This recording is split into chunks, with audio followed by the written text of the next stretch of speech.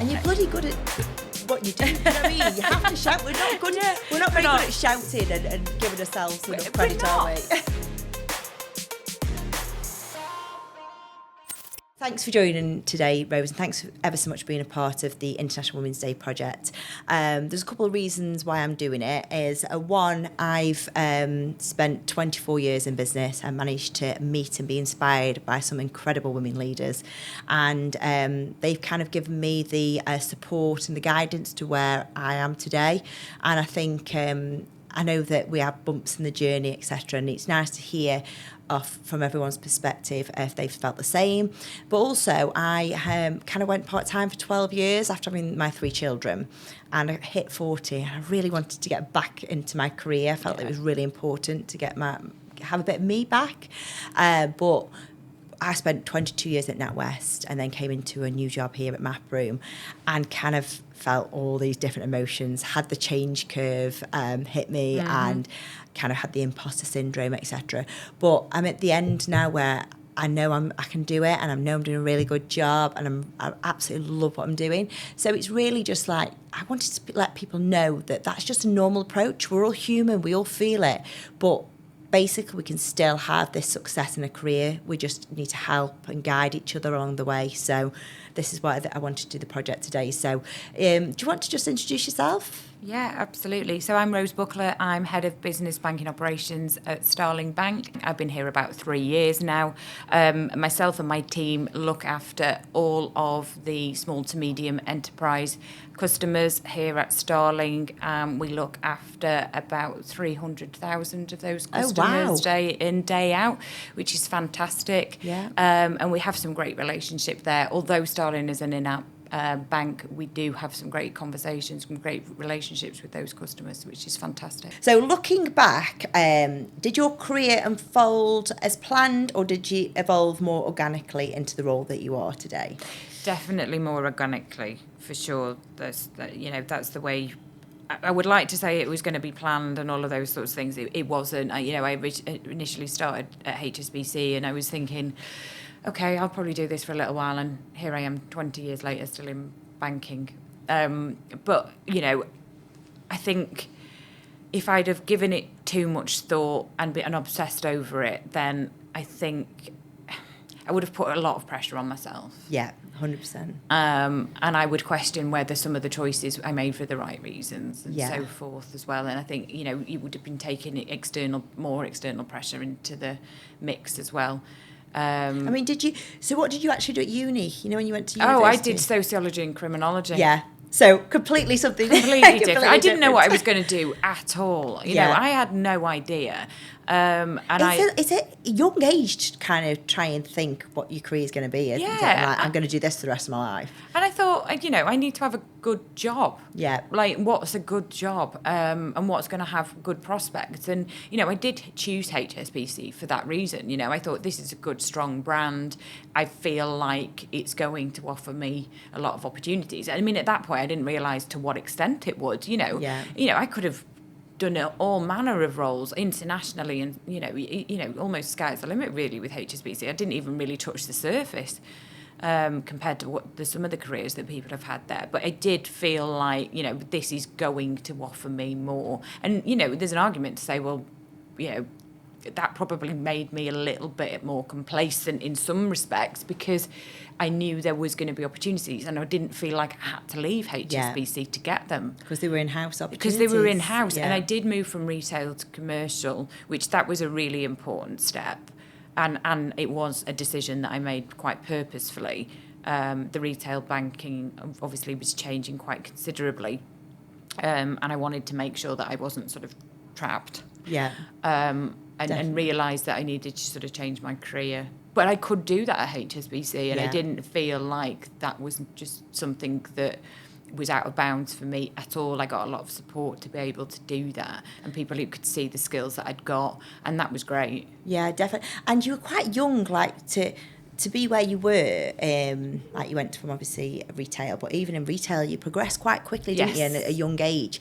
And is that just through, you obviously had the passion then when you were working in HSBC, BC and you just wanted to go into the next role? Oh yeah, for sure. I mean, I needed, you need a job, but I knew that I wanted to go into a, where there was going to be opportunities and I was going to put myself forward. So I did. Yeah, I made a bit of a nuisance of myself and, made sure people knew who I was. There was a bit of competition with other, particularly women actually, who were similar age to me, who were ambitious too. And I think that drove me to kind of, push myself, put myself in front of the right people, sort of go into any opportunity there was to be doing something project-wise or something a bit that sounded like that was going to be put me in the right place at the right time with the right people. And it paid off. I was a branch manager by the time I was 25. And, not necessarily expected, and people would sort of question, how you've got there and things. Yeah. But I thought, I'm capable of doing this. 100%. And, I can do it. And there was things I had to learn along the way. But, it was a bit like, you just get dropped in at the deep end. You just do it. Just do it. This is exactly it. And I was also a branch manager when I was 25. I had the exact same, what's she done? Yeah. But yeah, exactly. But it was the drive, and I wanted to do the next step. And I was always, people were doing it, and I wanted to have a go at doing it as well. Absolutely. So, yeah, absolutely. So, which female leaders inspired you, and how did their influence shape where you are? I think from a female leadership inspiration side of things, it's definitely more close to home for me. It's people that I've worked around, people who've showed up, people who demonstrate that they have worked really hard to get the roles that they're in. So whether that be the leaders I've worked with at HSBC and at Starling as well, as well as in my personal life. I've got great friends who I think, I can see the work that you have put in and that it does ultimately pay off. And I think having conversations about how those journeys have, what they've done sort of on those journeys, and I think, really understanding, how people have got where they've got, and sharing those stories and not being afraid to go, actually, well, I did this and this gave me this opportunity, and being quite confident in the fact that, we did a great job and then that led to this opportunity. And I think talking about it's really important as well. But it's definitely closer to home for me in terms of role models, and it's people around me and the people I see, and I think, I do want to be like you, or, I want to compete with you for this role, and I understand that I'm going to have to compete with you for this role, but I'm ready for it, and it kind of pushes you to up your game and, work at another level. Yeah, 100% agree. It's good to have that little competitive edge. Sure. It definitely pushes you, but yeah, brilliant. And then what drives you each day, and how do you stay motivated, would you say? In terms of motivation every day, it's a lot around my people. I think that's really important, regardless of the situations that arise and the pressures that are on me from a professional perspective, whether that's coming from, my leadership and so forth. I think it's really important showing up for my team, being quite consistent in my approach with those guys as well. Yeah. Making, their feeling engaged and happy is really important to me day in and day out. And I think it impacts me quite a lot if I think there's a little bit of unsettled, people are unsettled in my team and so forth, or something's impacting them. So keeping close to those guys is really important, making sure that I've got people on the ground to, look after their interests. It might not always be me, but I want them to feel like they're safe, almost, for want of a better word. 100%. And are they quite open? Do they talk to you about, do you feel like your staff kind of tell you about issues or problems, or? Yeah, they do.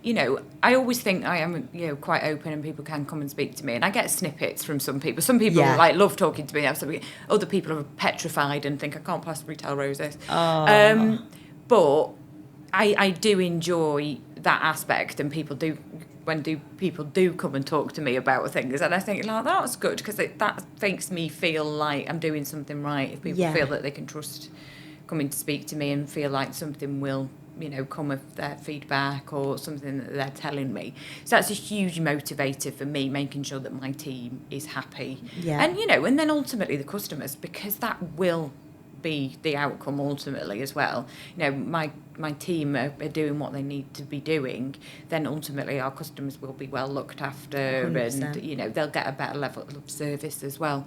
So that's it. But, it really does start for me with my people. Yeah. For sure. Definitely. That's brilliant. And do they kind of talk to each other? So do your guys, if they had a problem, would they kind of help each other out? Is that kind of, and that's obviously embedded from yourself probably, because I always think that great leaders, they've got a great team, obviously you have, but they can, like you said before, when you could go away, if you go away on a break, there's people who step up into the role. So that's important. Yeah, I see that a lot. And I think it's an opportunity for those guys as well. They feel empowered to be able to do that, for one thing. And they've got the confidence that, that they can make decisions. I think that's really helpful. And with the team as well, they can have an input. Ultimately, we might have to be making a decision away from, behind the scenes. But they can have a say. And they certainly feel like there's an open door when it comes to, talking about change and things like that, and they can be involved in those conversations and feed back to us. So they definitely feel heard, and it's really important. Yeah, brilliant. Being able to go, do you know what, I can do my job. And it's sometimes just getting yourself in front of the right people and hearing that, and having some people around you who can go, do you know what, you can do this role. And you're looking through job specs and, talking to recruiters. Actually, be really confident. 100%. And you're bloody good at what you do. You know what I mean? You have to shout. We're not good. We're not very good at shouting and giving ourselves enough credit, are we?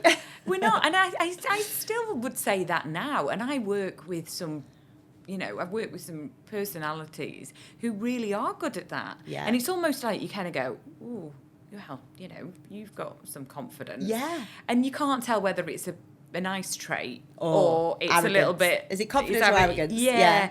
And getting that fine line, and I think I would always still err on the side of caution when it comes to that. I would rather not be, totally. for somebody to call me arrogant, but then you've got to be confident and, 100%. and be able to go into a room and go, I'm going to be great at doing this job. Yeah. I know I can do it. I can prove it. Here's the evidence and whatever else.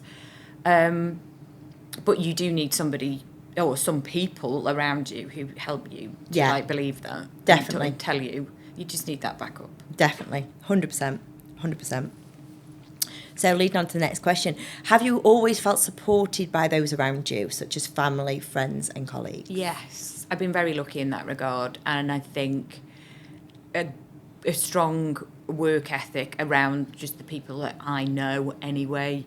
I've got successful friends and family who I kind of look up to as well. And, I think, well, if you are behaving in that particular way and I can see that you're succeeding and things like that, is great.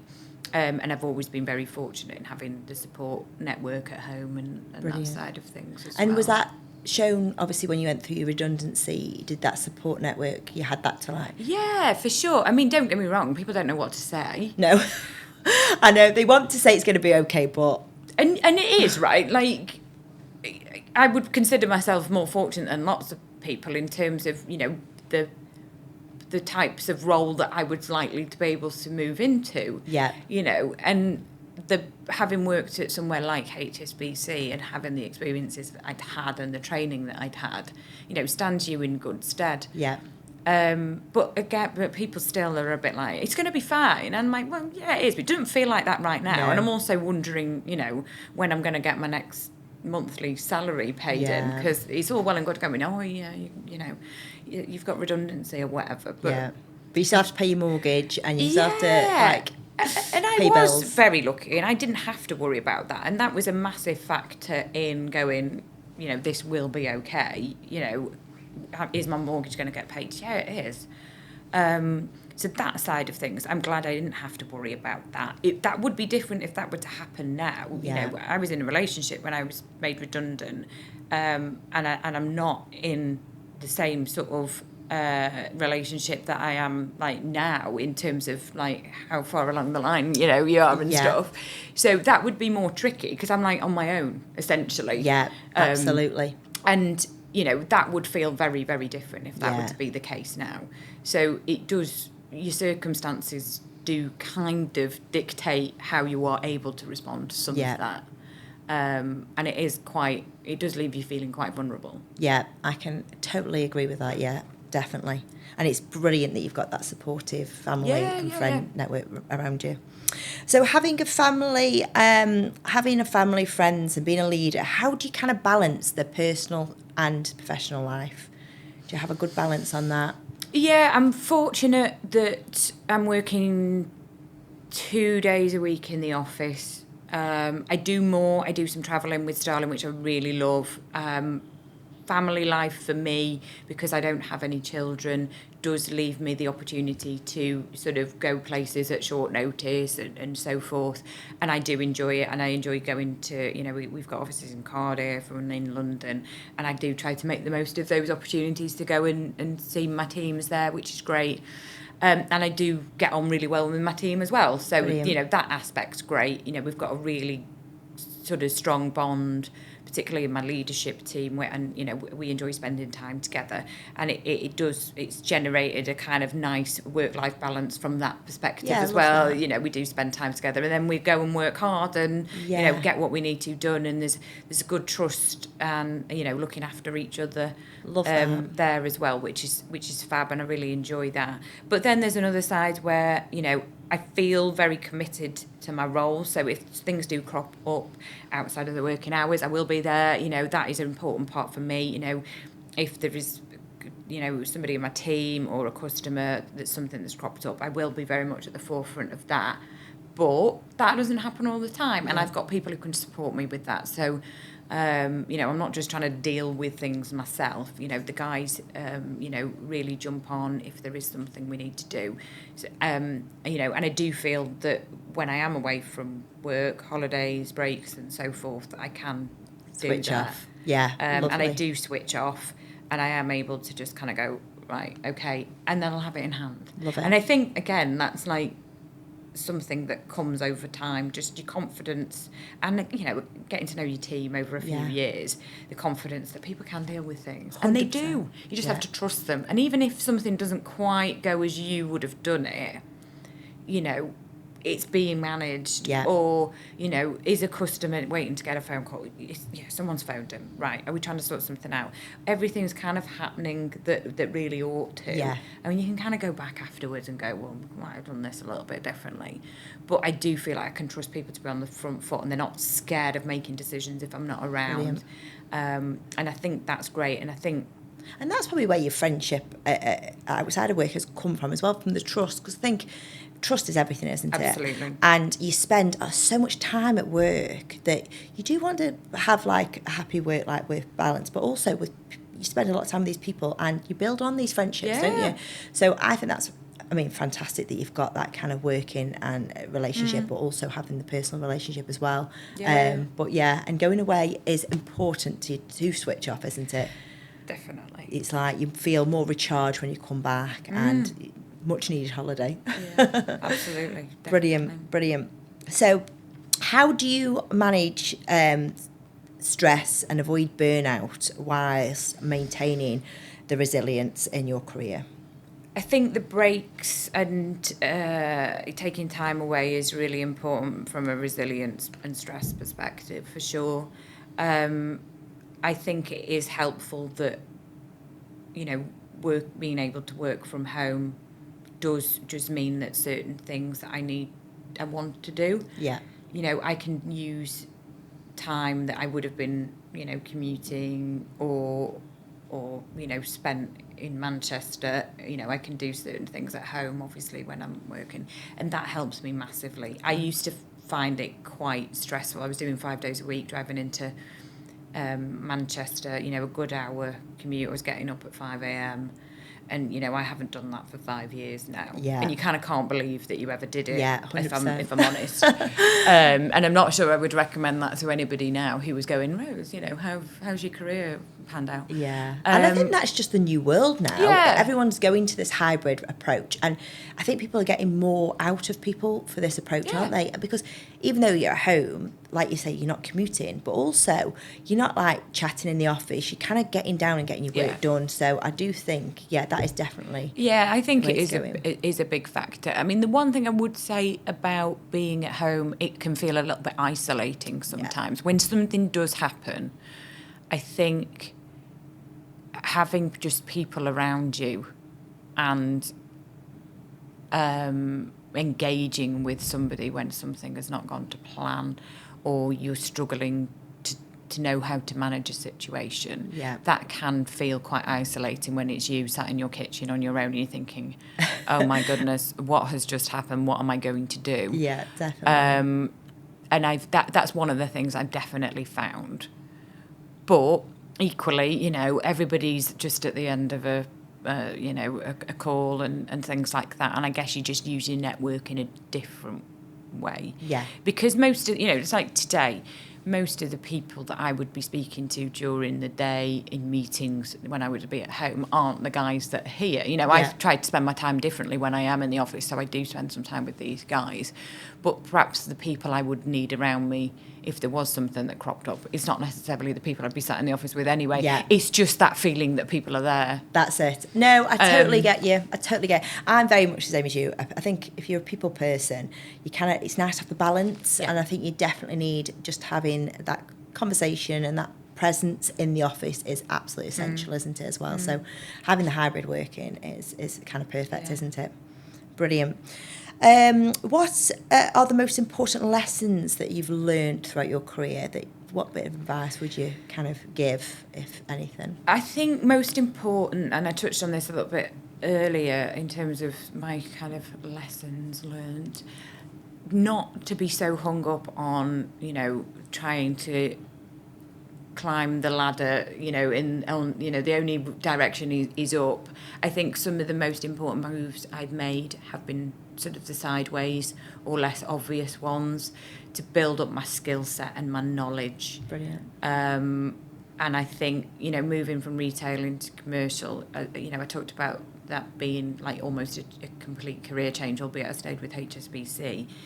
And not underestimating how big a difference that's made to my career and so forth.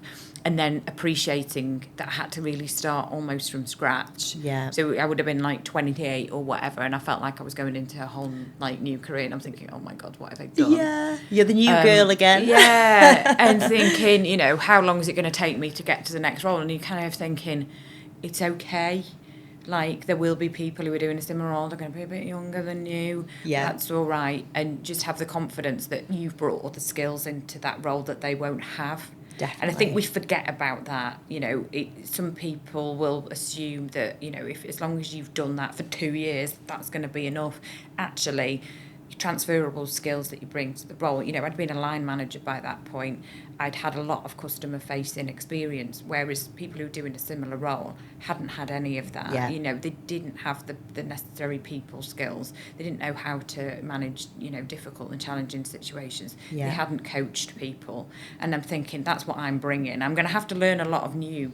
But ultimately, I'm bringing those sorts of things. And I think you just have to keep reminding yourself of the skills that you've got and go and build on those. And Definitely. Don't be afraid and thinking, well, I didn't think I'd be learning something new at 40. Well, yeah, actually, great, I need to. 100%. Because if I'd not been doing that for the last 17, 18 years, I wouldn't be where I am now. And I've got to think about the next 20 years. Yeah, absolutely. So what's that going to look like? So I think don't be so obsessed, around, climbing the ladder, taking the obvious steps, and, be more strategic in your thinking about the skills that you're going to need ultimately as well. Yeah, absolutely. Well, you said to me before we started chatting on here is you're just learning.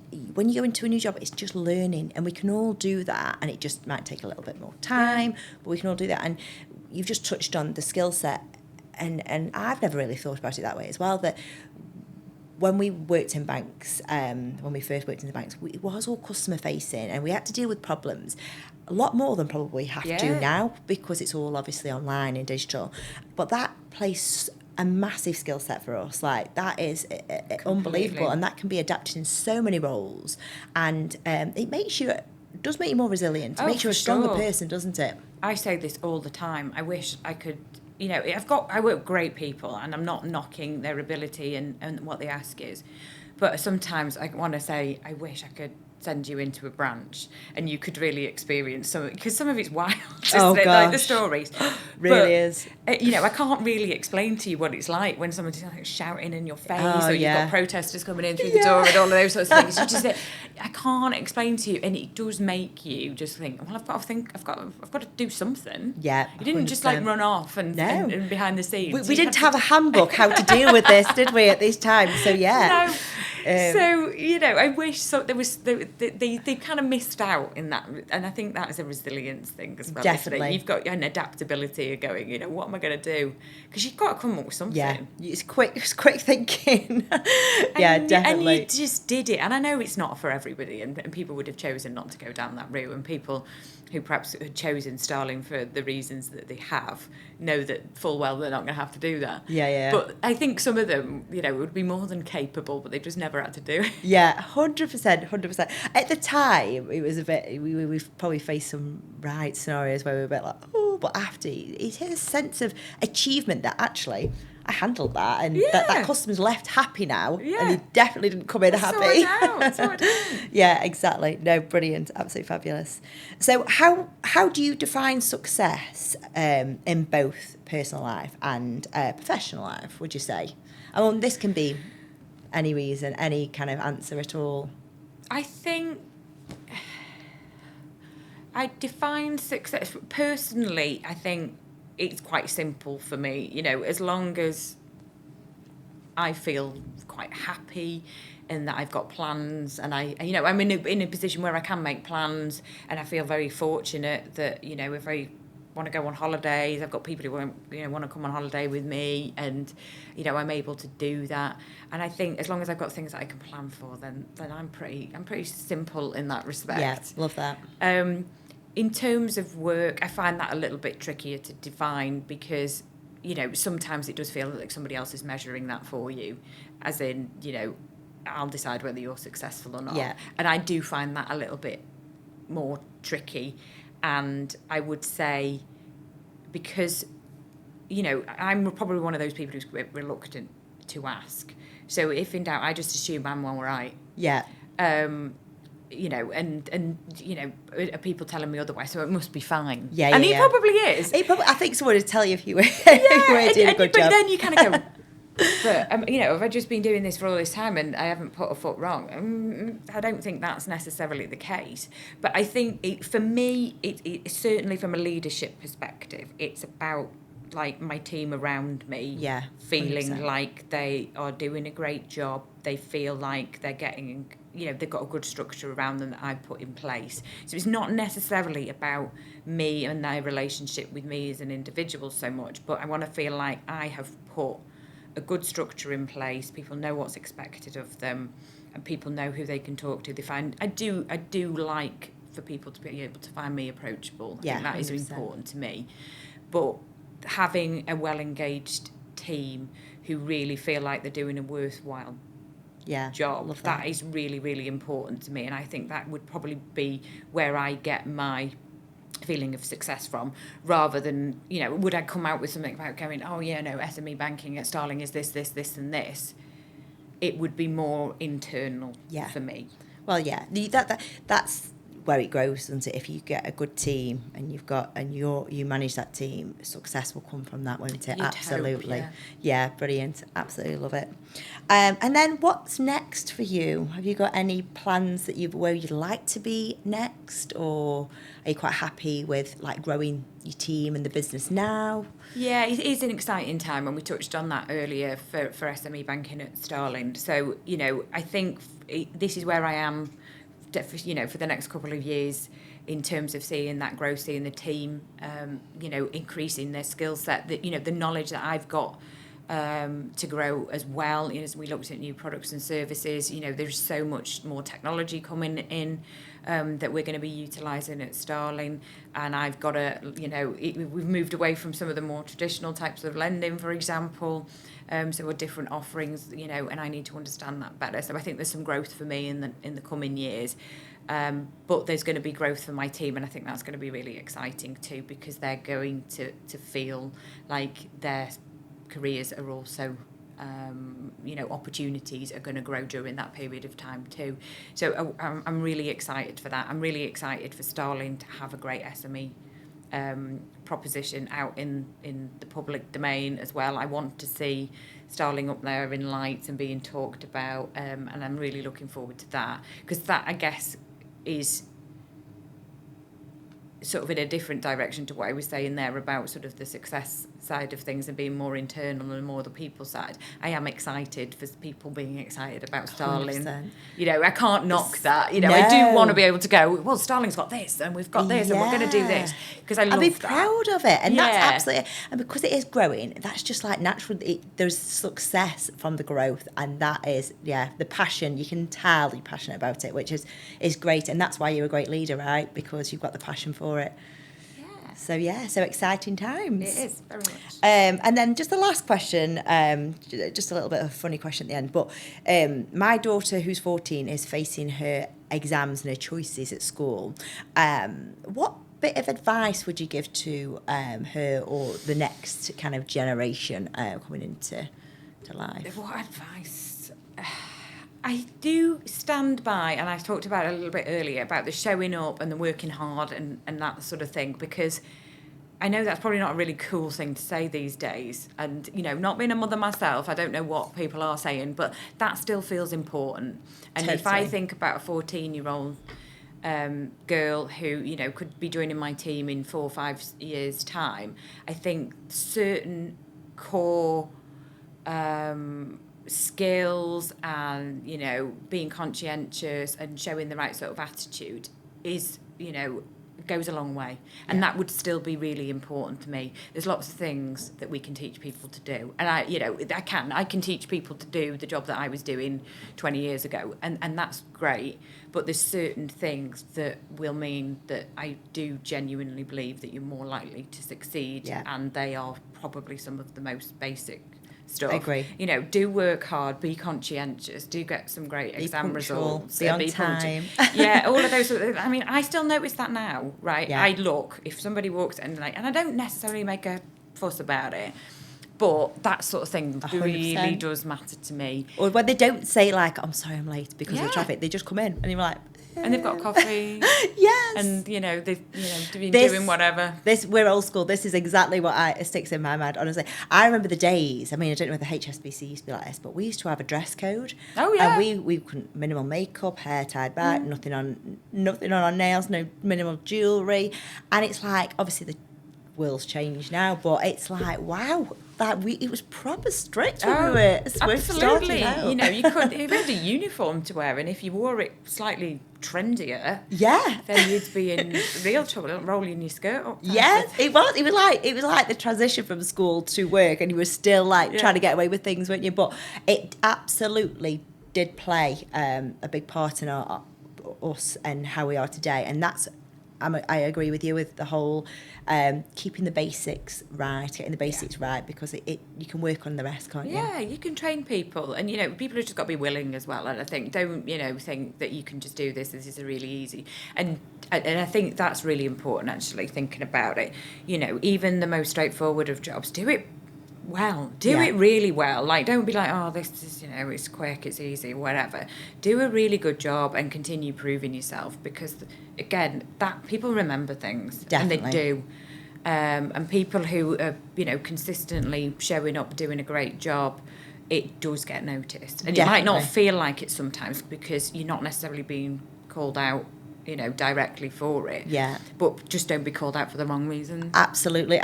I used to work, when I was a customer advisor in the bank, we used to have people who come and sit by you on, like, if the new starter would come and sit by you for the day.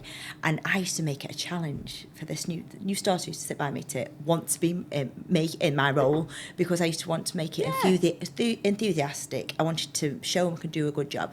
And it was so nice when people did actually say, I want to do what Vicky's doing, because she makes it look so amazing. So I think it's you can just influence people by doing the standards. So 100%. Sure. Brilliant. Oh, well, thank you so much. That's it. That was brilliant. Really good.